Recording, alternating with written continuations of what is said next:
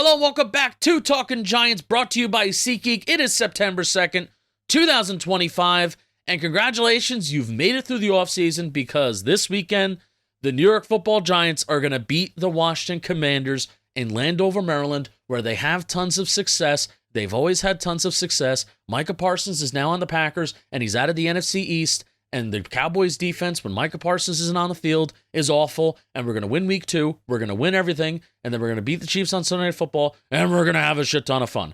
Play back in the New York groove a shit ton this week. Why not? But before then, and before we have a game preview on Friday, we got to talk to Jordan Raanan. And we're putting a bow on everything that's kind of gone on this offseason. A lot of the topics and stuff that I talked about reporters all throughout the month of August. Evan Neal at guard, the interior offensive line. Am I rooting for the Giants to be better, or am I rooting for me to be right for my own narrative? Because at the end of the day, it's nice if I'm smart, because I've been saying all offseason that Evan Neal is going to be in a guard rotation.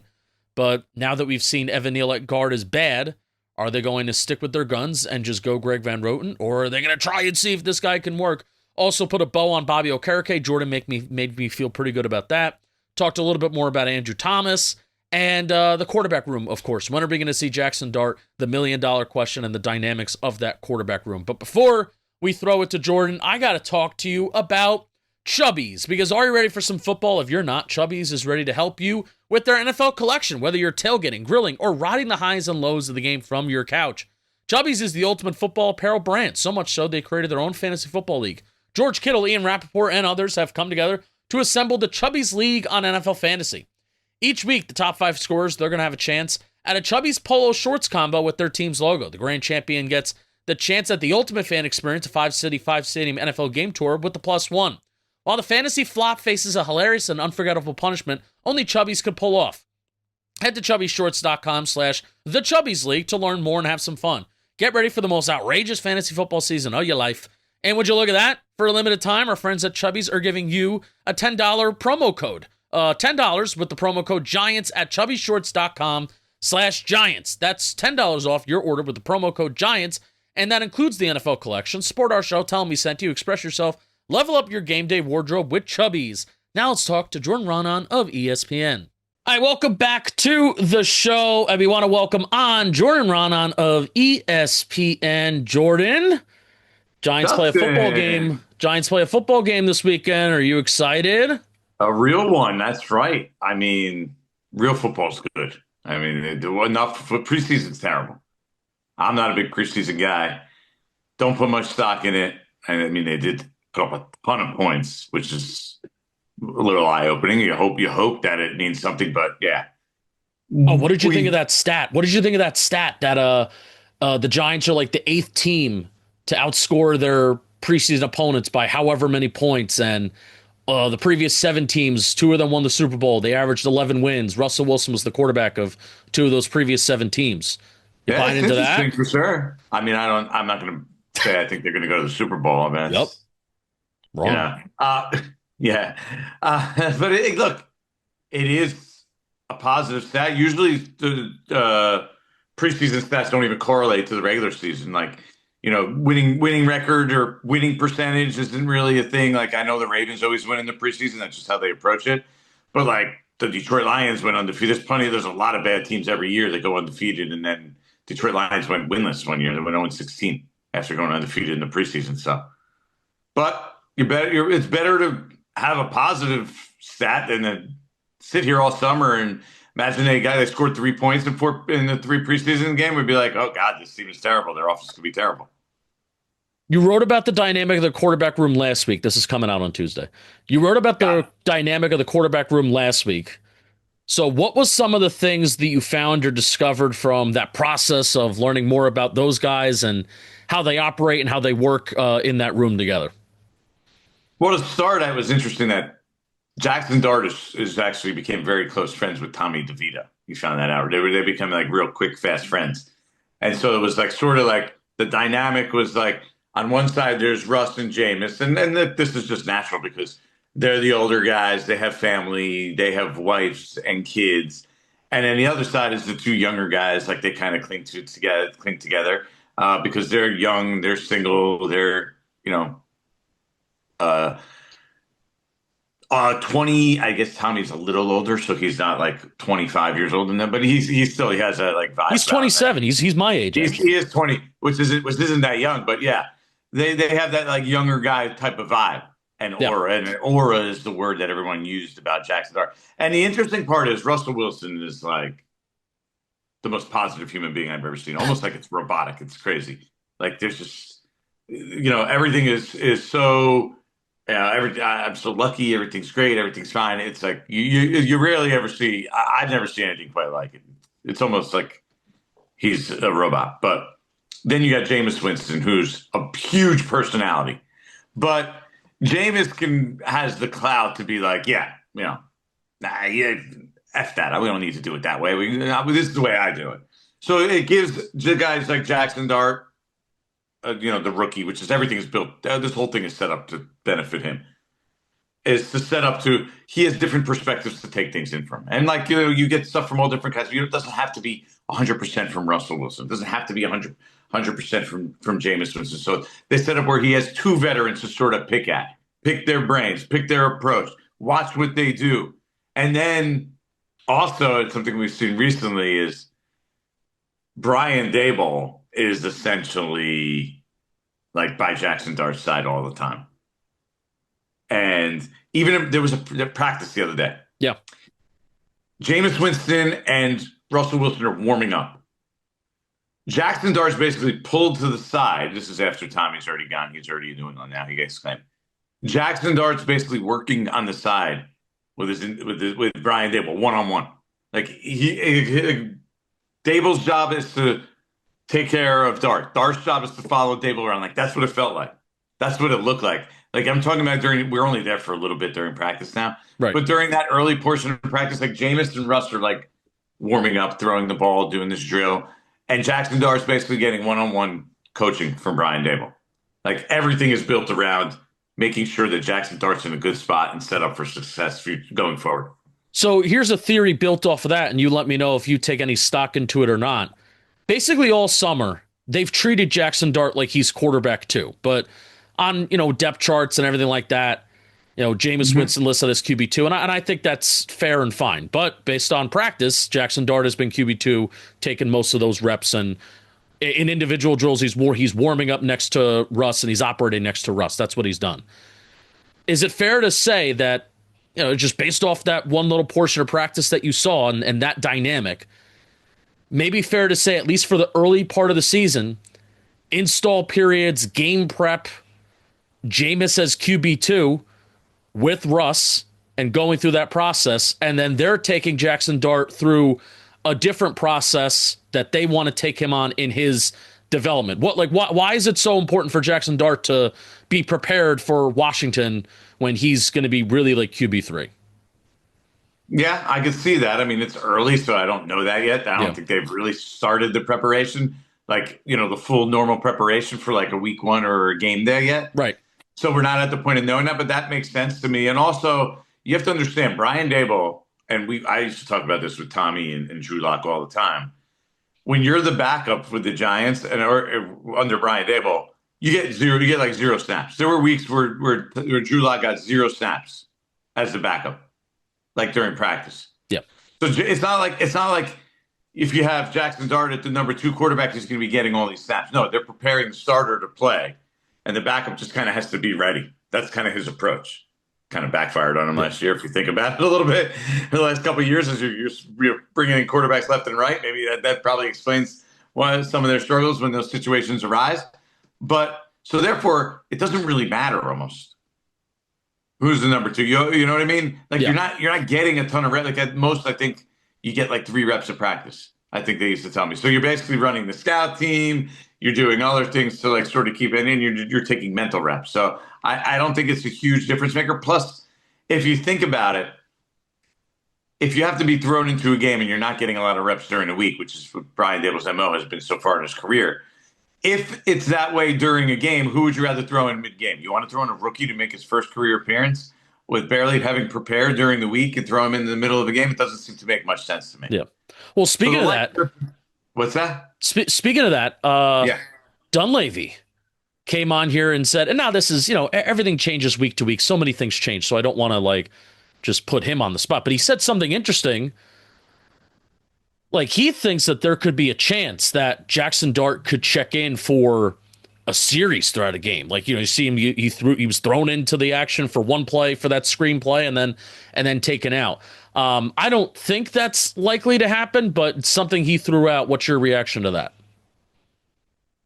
I don't see how that makes a ton of sense for like the reasons I just said. Like, right. If you have a rookie quarterback and you're trying to like bring him along, like, does it really make sense to just throw him in there for a play here or there or a package here or there? Like, I feel like just let him sit and learn.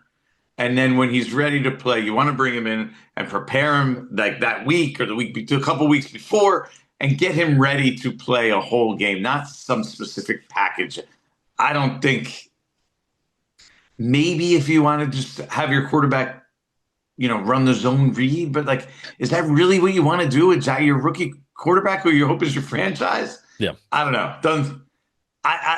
We've talked about it in the media room, and some people think it's going to happen. I don't think that's the smart thing to do, but I've also learned over the past couple of years that you don't apply logic to a lot of the decisions that this regime has made. Like, There's just a lot of things that we're just like, what? Like, what are they doing that for? That's a waste of time. And you can see it from like 3 million miles away, but they've still done it anyway. So I'm not going to say it's impossible and it's not going to happen. I'm going to say they probably shouldn't do it. It doesn't make a ton of sense. Do you think this preseason and summer has changed their timeline on when Dart comes in or not? I know that they're really happy with what they've seen, and he probably is even a little further along than they thought. So maybe it reduces it a little bit. But I also think that they've been open since the beginning. They didn't know what it was going to be like. They didn't know what he was going to look like. They didn't know how far he was going to go along. They don't know how successful Russell Wilson is. They're open to a lot of different outcomes here, right? Shane and Debo were in Buffalo when Josh Allen played in the first half of the first game. Mike Kafka was in Kansas City, basically handling Patrick Mahomes' development when he sat until week 17. And if Alex Smith was playing well, if Russell Wilson is playing well, it's sort of like a parallel there. And he does that, they're fine with that approach. They're fine with the other approach as well. And they're kind of just going to see how it goes. And the reality is it's a save my job card for these guys. The second things start going bad, or if they go bad, or if they decide, oh my God, the pressure is heating up, we need to put this guy in, that's when he's going to end up getting it. It is what it is. Like, that's the situation that's what it's set up to be. I don't see it working out any other way. I just really hope it feels like they've built an infrastructure where it won't get like worst case scenario, which that's what everything has been the last couple of years. Well, it's like, we have Drew Lock and we have DeVito behind him, but hopefully it doesn't get to that. Hopefully all these things certainly don't happen. And even not just the quarterback room, as a roster. Because really, like, one of the reasons why I feel Joe Schoen should have not been back to begin with is not because he failed the quarterback room. It's because he's failed building the roster. So hopefully the idea is that Jaxson Dart is not inserted into a bad situation with a bad roster because they're 1-5. That doesn't mean that Russell Wilson's only bad. It also means that the roster's bad too and the team isn't good, and then you're putting Dart into a situation that's bad. At least what we're this sitting preseason here right now with Andrew Thomas being questionable for week 1. Right. So, I mean, the Giants' offensive line without Andrew Thomas is a way below average unit. So let's talk about Andrew Thomas. Like, how worried about you for Andrew Thomas? And well, okay, how worried about you for week 1, but also I think what's even a necessary conversation right now is let's extend that out to maybe even early in the year as a whole, or even overall just as a player and his future in this organization. How worried about you are you for Andrew Thomas, and go through those layers?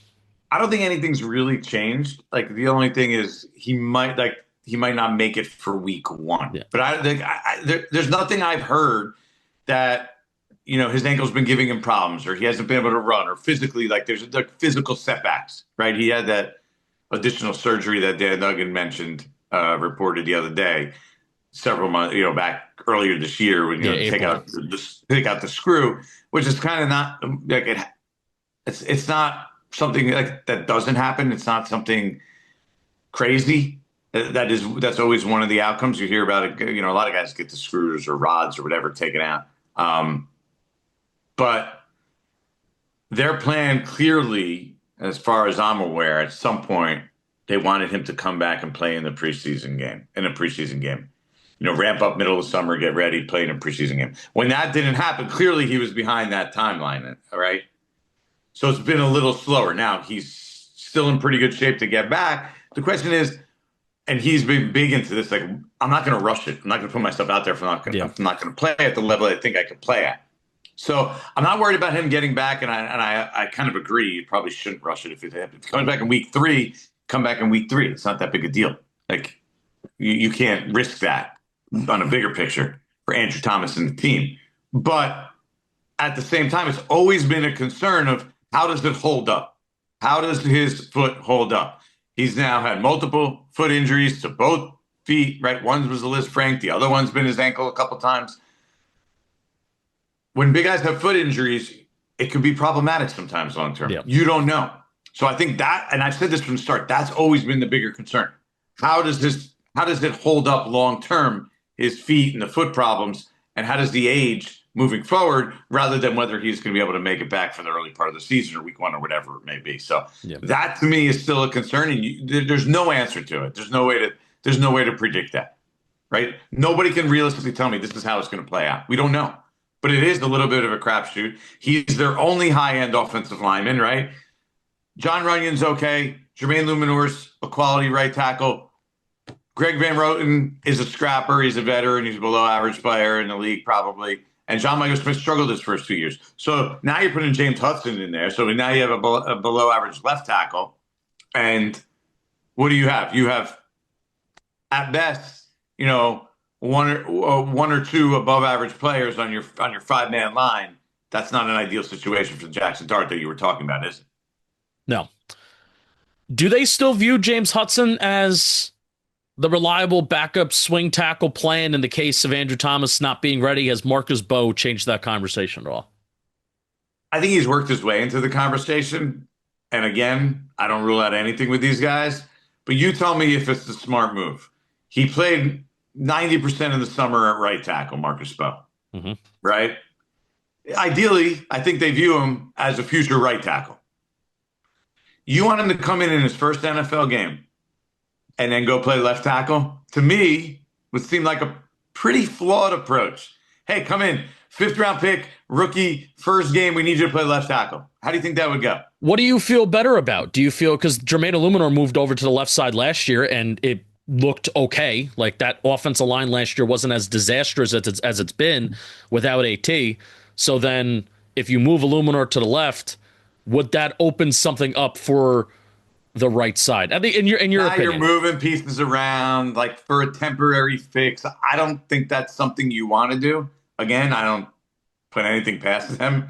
Everything is on the table. I just think they signed James Hudson. If you don't think that plan is good enough to go with for week 1 or one or 2 weeks, again, that is an awfully quick time to give up on a plan. Like you invested money and they invested real money in this guy.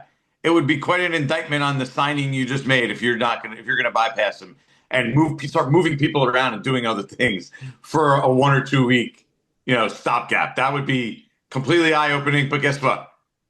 They did it last year with Josh Zutter. They insisted he was a left tackle, insisted he was a left tackle, insisted he was a tackle. We all knew he wasn't a tackle and he was a guard, right? From the second he arrived. What did they do?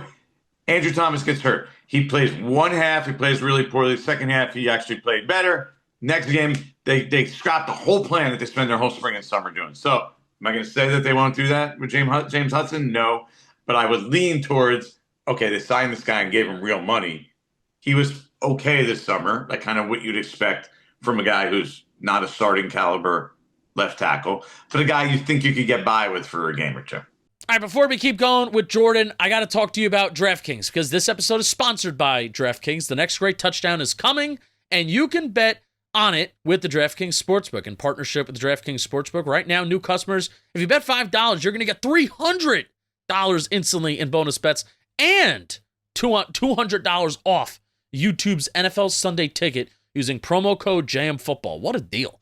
Download the DraftKings Sportsbook app now. New customers use our promo code JMFootball and bet $5 on any wager. Get $300 of bonus bets and $200 off YouTube's NFL Sunday Ticket instantly. That's promo code JMFootball only at the DraftKings Sportsbook. Let's keep talking to Jordan Raanan.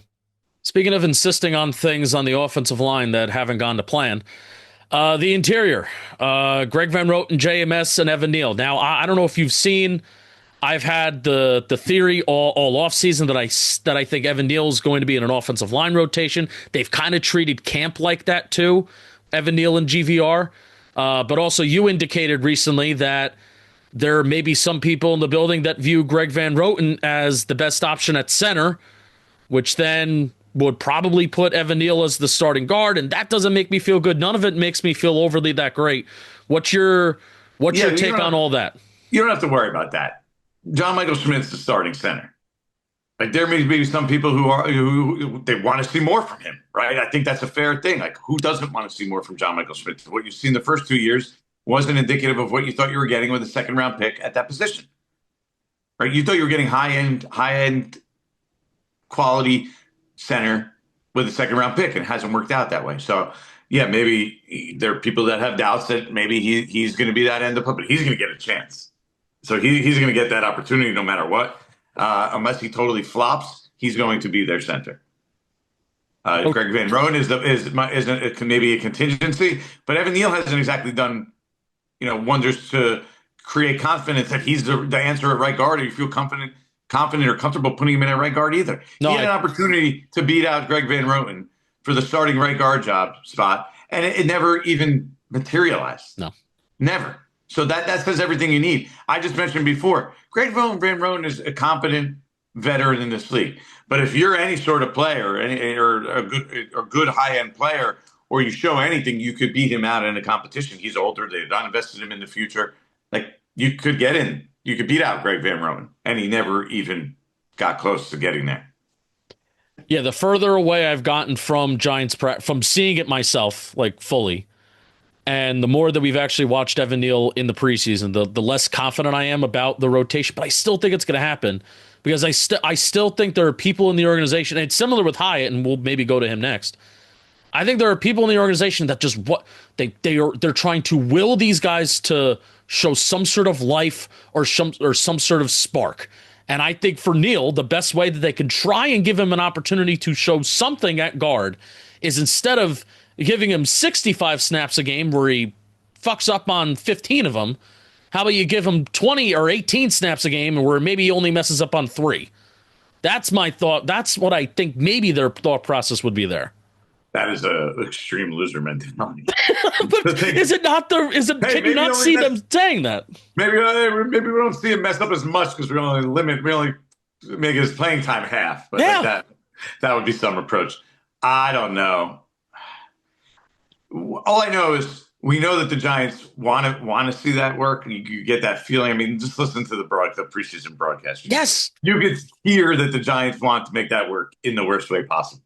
But then your eyes tell you he hasn't taken advantage.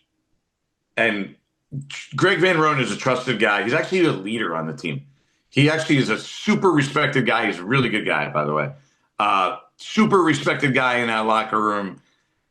I don't envision them, yo-yoing him back and forth in the middle of a game. I have a hard time seeing that being the case. Okay. What are their expectations for Jalin Hyatt? Look, they invested in him again. It's another guy they invested in. He has talent. He is super fast. You should be able to utilize that speed in some way, shape, or form. It hasn't worked out so far. I do think you can utilize him, and I think the plan is to use him as that fourth guy, as a big play receiver down the field. You're not going to see, yes, they're trying to develop him as a receiver and use him in all different spots, but you're not going to see a lot of things you see in the preseason and training camp during the season. His role is going to be, fourth receiver, I don't know, making up a number, 15 snaps a game, 12 snaps a game, gets a deep target or two a game, hits a couple deep targets throughout the year, and is just like a contributor. If he has to go in there and be a full-time replacement for Malik Neighbors, it's going to look bad. It is. It's going to look bad. He hasn't proven to be that level of a player yet. Can he make plays and catch passes? I think so. Can he be a high-end receiver? He hasn't shown that yet. He has a lot to prove in that regard, but I guess we'll have to see. But you're not going to even get the opportunity to see that unless somebody gets injured. And there was never a thought with Neighbors being on and off again. And I know a lot of the stuff was, for the majority of the summer, it was minor and you're doing, maintenance stuff with Malik Neighbors, but there was never a thought to bring in somebody else or add somebody else. Because if that does happen, if one of those guys goes down, even if it's Slayton goes down and then you have Hyatt going out there playing 60 snaps a game, that's not ideal. They never had a thought to add somebody else. I know they're open to Gabe Davis. They're open to that possibility. I don't think it's going to happen. I think he has other options. Why would he want to come here, right? He's technically like the number 4 if he comes here. He's playing for a contract. He's got to get healthy. And on top of that, it doesn't make a ton of sense. The only reason it would make any sense for him to come here was because he has that pre-existing relationship with Joe Shane and Brian Dable, right? But aside from that, wouldn't it make a lot more sense for him to go to a high-octane passing attack, not one that's probably going to be more run-oriented and isn't going to be super explosive anyway. This is going to be a real grind-them-out offense. Dump pass, dump pass, dump pass, occasional deep ball. That's what they're going to hit. That they're not super talented on offense or top to bottom. It's going to be a struggle. Russell Wilson is what he is at this point of his career. Go look at his tape the last couple of years. That's what he does. Holds the ball, dump pass, running back. Couple passes to the boundary and a deep ball. Deep balls. He's good at that.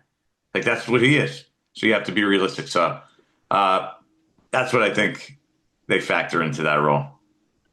Going into the defensive side of the ball, I've been fascinated by the Bobby Okereke saga and situation and how that's unfolded as the months have gone on. And there are times where I feel like I'm trying to think too much about it.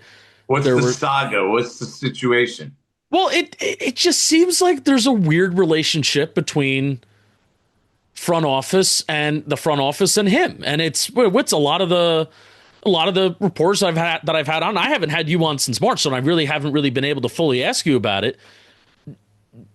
Do you think that there's any chance where Bobby Okereke is not that lead Mike linebacker this year, where he's playing 100% of the snaps and he's fully wearing that green dot? Do you think that his role could possibly change and a guy like Darius Mawasu, who apparently they really like, could start to eat at some of his snaps? Is that how you pronounce his name? Is that right? No, Muasu? That's definitely not right. Muasu? That's probably right. Oh, but I'm so committed. I'm so committed to the wrong bit. Maybe I said it. Maybe I was saying it wrong the whole time. No, you're not. I definitely could see a scenario where he's not 100% playing time kind of guy, where they take him out on pass down packages at times. So yeah, I do think that's a possibility. But I isn't think that his strength? That's where I also get confused. Yeah, isn't that his strength as pass coverage? Yeah, I kind of agree. But we saw at times this summer where he wasn't part of nickel packages. Maybe they were trying things. Maybe it's something we're going to see during the season. I don't know. But I do think it was a little overblown about them moving off of Bobby Okereke this offseason. I don't think they actively looked to trade him. They didn't actively look to go sign anybody else. I mean, do we really think? I mean, have you seen anything that indicates that Darius Musa needs to be in the lineup? Do you watch training camp and be like, that guy's making plays all over the field? Because I don't see it at all, to be honest with you. That's why I'm thinking a lot about it, because there are certain tea leaves that, based on what some of your colleagues are saying, and also, it took a while for Okereke to really be shown by the Giants media for him to be interviewed. That's why you could say you're thinking too much about it. You're trying too hard. I think so. I mean, you're not the only one. There's other people. I don't think it's quite to the degree that some people think. I think he's the captain of the team. He was named captain. He's the starting middle linebacker. We didn't hear anything about them looking at other middle linebackers to bring in. In the offseason, when people were talking about, they're looking to trade. So I don't think it was to that degree. I think he's their favorite player. Is he the perfect fit? No, but he's signed and he's a quality player in the NFL, and he's their starting middle linebacker. So unless he really struggles, I don't think we need to look too deeply into it. And he might have some playing time taken away. He might play 90% of the snaps, 85% of the snaps. I don't know. I think that's possible, but he's going to be a major player on this team. All right, that makes me feel better. Is cornerback 2? We got 2 minutes here because I got to get a haircut. We got 2 minutes. Okay. Do you want to do rapid fire? How about we do rapid fire? Rapid fire. Is cornerback 2 decided? I think that's still up in the air. We're still sitting there. I honestly, I'd probably lean towards Cordell Flott being the favorite right now. Wow. Yeah. Outplayed him this summer. What are you thinking about writing about that not a lot of other people are? It's one of my favorite questions to ask very quickly. Ooh, I haven't really thought about that right now. We're kind of in I know you're mode. This is the down week. Come back to that. Come back to that. Are we beating the Commanders week 1? Probably not. Jaden Daniels is really good. Oh, And that's a good team, man. That's a really that team's still pretty good. I think they're gonna have a little bit of regression. It's hard to really do that again, but they're 6.5-point underdogs. You want me to take the 6.5-point underdog? I'm probably not gonna do that very often. Beat the Cowboys week 2 without Micah Parsons. Maybe. I think that they are able to steal one of the first two. I do. Otherwise, the Jaxson Dart calls will start if you're 0-2 in the division. 100%. And then you're coming home and you're playing the Kansas City Chiefs and 0-3 staring you in the face. The Jaxson Dart rhetoric will begin strongly at that point if they do start 0-2. But Jordan, did you know that the 2007 Giants also started 0-2? All right, thank you, Jordan. I'm tired of having. We have to hear that. How come? The problem is we got to hear that every year because they start 0-2 almost every year. That's right. Yeah. The only years they don't start 0-2 are the years that actually are good seasons. So it's very key for them to start well. Right? 2022 they beat the Tennessee Titans. 2016 they had an awesome win against the Cowboys on the road, I believe, in week 1. Like, are those the only two that they won the opener? Yeah. Since then, I think so. Right. 2015 they didn't. I don't know if 2014, but anyway, it's smashed the last 2 weeks. It's my favorite. It's my favorite 0-2 tradition. So you say that they started 0-2 in 2007. Yes, it's my favorite 0-2. It's my favorite tradition when we are 0-2. Bring back Spags. Bring back Strahan. Pierce. Just bring them all back. Bring them all back. All right, thank you, Jordan. You got him, Justin. Anytime, man.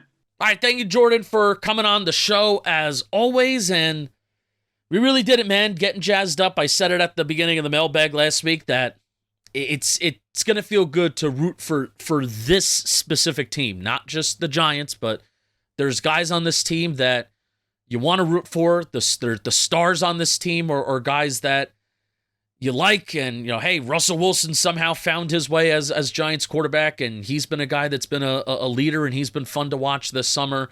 And then, of course, whenever the inevitable Jaxson Dart is going to come in, hopefully it's a good situation, not a bad one, and hopefully that's one that we're not talking about happening until the weather gets a little bit colder. But enjoy this week. Get excited for a game preview. Get excited for the Commanders because we're going to go into Landover, Maryland, and wreck some shit. So we'll see you then. See you later in the week.